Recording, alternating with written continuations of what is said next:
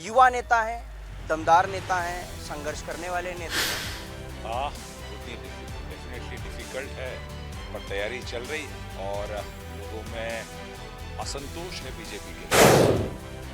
राज तो कहते हैं बड़ा विकास किया, औद्योगिक क्षेत्र बताते हैं उसको पूरा। देखिए, उद्योग के नाम पर 2 फैक्ट्रियाँ हैं जिसमें कहा गया है कि 70% लोकल लोगों का काम। लेकिन बुधनी की मैं बात करूं, क्या मुद्दे नजर आते हैं बुधनी के आसपास, बुधनी की विधानसभा क्षेत्र? राजनीति का सीधा रहता है, आपको सेवा करना है, यू हैव टू। लेकिन बुधनी की जो डेमोग्राफी है कास्ट के हिसाब से, वो आप दोनों के विपरीत है। तो ऐसे में विक्रम मस्ताल में ट्राइबल्स भी 6 वर्गों में भील हैं, गौंड समाज से अलग अलग उसमें है। वहाँ ब्राह्मण रोजगार के नाम पर हम देख रहे हैं कि रोज घोटाले हो रहे हैं। नर्सिंग घोटाला हो, पटवारी घोटाला हो, व्यापम घोटाला हो, एक पीढ़ी की पीढ़ी बर्बाद हो गई है। मैं बुधनी विधानसभा में आपसे चैलेंज देना चाहता हूँ कि बुधनी विधानसभा में आज तक कोई डीन नहीं बना, कोई एसपी कलेक्टर नहीं बना, वहाँ से कोई स्पोर्ट्समैन नहीं निकला है, कोई बड़े। मध्य प्रदेश की राजनीति में कई ऐसे राजनीतिक गढ़ हैं जिन्हें ध्वस्त करने की जरूरत कांग्रेस को बहुत पुरजोर है। एक तरफ 3 सीटों पर उपचुनाव है, जिसमें बुधनी ऐसी सीट नजर आती है जहां पर कांग्रेस का खाता लंबे समय से नहीं खुला है, लेकिन जिम्मेदारी विक्रम मस्ताल के पास है। युवा नेता हैं, दमदार नेता हैं, संघर्ष करने वाले नेता हैं और ऐसे नेता हैं जो विधानसभा क्षेत्र में एक बार हार के बावजूद, जहां उन्होंने 60,000 से ज़्यादा मत लिए थे, लेकिन फिर भी हार के बावजूद लगातार उस विधानसभा क्षेत्र में बने हुए हैं और वहां की जनता के साथ संपर्क बिठाने की कोशिश कर रहे हैं, क्योंकि आगे विधानसभा का उपचुनाव भी है। भाजपा की ओर से भी कई लोगों के नाम है जो विधानसभा उपचुनाव में उतरेंगे, लेकिन कांग्रेस की ओर से एक ही दमदार नाम नजर आता है। मेरे साथ विक्रम मस्ताल शर्मा मौजूद हैं। विक्रम जी, आपका बहुत बहुत स्वागत। बहुत बहुत धन्यवाद इंडिया फर्स्ट की टीम को और आपको भी बहुत बहुत धन्यवाद। बुधनी डेफिनेटली डिफिकल्ट है, पर तैयारी चल रही है और लोगों में असंतोष है बीजेपी के लेके। भले मूंग का मामला हो चल रहा है। राज तो कहते हैं बड़ा विकास किया, औद्योगिक क्षेत्र बताते हैं उसको पूरा। देखिए, उद्योग के नाम पर 2 फैक्ट्रियाँ हैं जिसमें कहा गया है कि 70% लोकल लोगों को काम मिलेगा। कंडीशन ये है कि लोग परेशान हैं। अगर आप बता दिया जाए कि आप बुधनी से हैं, उसके आसपास के क्षेत्र से हैं, तो आपको काम ही नहीं मिलता, और काम भी मिलता तो लेबर का काम मिलता है, लोकल आदमी को। ये हकीकत है। जब आपने कंपनियों का बनाया था, जब बोला था कि लोकल लोग काम मिले, हर जगह यही होता है कि भाई लोकल लोग काम देंगे, पर आज प्राथमिकता यह है कि हमारे क्षेत्र के लोग इंजीनियर हैं, बड़े बड़े पढ़ चुके हैं, MBA कर चुके हैं, पर उन कंपनियों में ऐसे MBAs की, ऐसे इंजीनियर्स की कोई एंट्री नहीं है। लेकिन बुधनी की मैं बात करूं, क्या मुद्दे नजर आते हैं बुधनी के आसपास, बुधनी के विधानसभा क्षेत्र में, जिनको लेकर आप जनता के बीच अब उतर रहे हैं? संपर्क आपका लगातार जारी है, मैं कुछ तस्वीरें देख रहा था, आप रोजाना लोगों के बीच विधानसभा क्षेत्र में जाते हैं। जी। देखिए, राजनीति का सीधा अर्थ, जब फिल्म लाइन से यहाँ पर आया तो मेरा सीधा फंडा था, राजनीति का सीधा अर्थ है आपको सेवा करना है। You have to service provider, आपको सर्विस देनी है, 24/7 देनी है, उसमें कोई अवकाश नहीं, कोई छुट्टी नहीं है। हाँ, कांग्रेस वहाँ कमजोर है, पर धीरे धीरे लोगों का रुझान बढ़ रहा है। पहले कांग्रेस वहाँ बहुत मजबूत थी, कुछ कारण रहे जिनसे कमजोर हो गई, पर बहुत मजबूत होती जा रही है। मुद्दे की मैं बात करूँ तो मुद्दे ऐसे हैं कि बात गौ माता की बात हो। आज गौ माता क्षेत्र में हमारे बहुत प्रश्न, हर मोहल्ले में, गलियों में, हर रोडों में है। मैंने ट्वीट भी किया था इस बात पे कि शिवराज जी जब आप आते हैं तो जादू हो जाता है, गौ माताएं रोड से गायब हो जाती हैं। और सत्य ये बात है। हमारे क्षेत्र की गौशालाओं की हालत बहुत खराब है, लगभग बंद जैसी हैं। गौ माता मतलब वहाँ तड़प तड़प के जान दे रही है, अंतिम सांस ले रही हैं। किसानों की बात है, मूंग के लिए किसान परेशान था, कितना परेशान आज भी। भास्कर में मैं देख रहा 300 करोड़ बुधनी विधानसभा का फंस गया।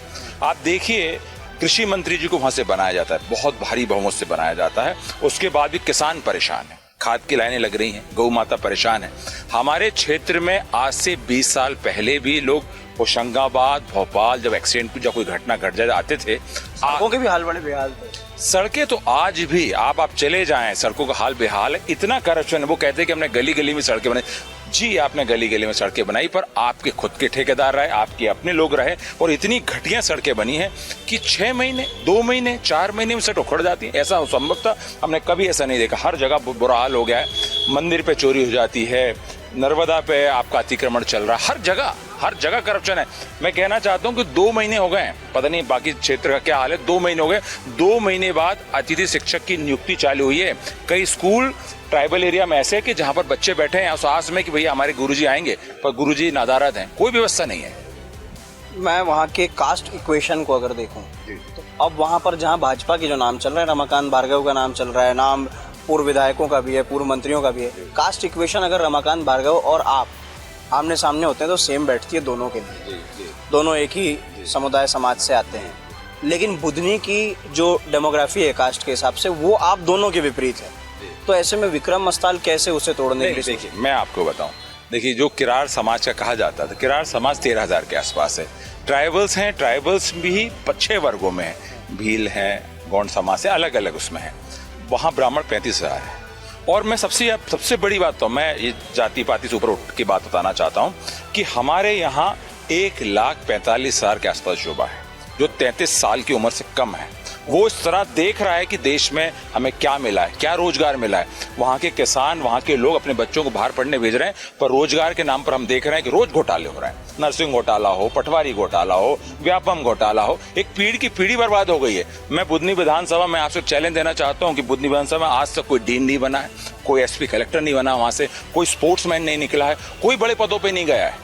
ऐसा कौन? शिक्षा, खेल सब कुछ चरमराया, बिल्कुल चरमराया हुआ। सिर्फ ढोंग है कि सब अच्छा है, पर पर्दे के पीछे सब गलत है, सब खराब है। एक चीज और ये कि आप तो स्ट्रगलिंग वाले इंडस्ट्री से होते हुए फिर यहाँ आए, दोनों स्ट्रगलिंग फेज मानूंगा मैं, जी जी, इंडस्ट्री भी और यहाँ राजनीति में भी। एक बार 60,000 वोट लेना लेकिन हार का स्वाद चखना, दूसरी बार आगे राहें आगे खुलती है। जब भी उपचुनाव होगा, टिकट की उम्मीदें मिलने के लिए एक तरीके से पत्रकारों में चर्चा है कि मिलेगी, क्योंकि अकेले दमदार दावेदार वहां पर दिखते हैं कांग्रेस पार्टी के लिए।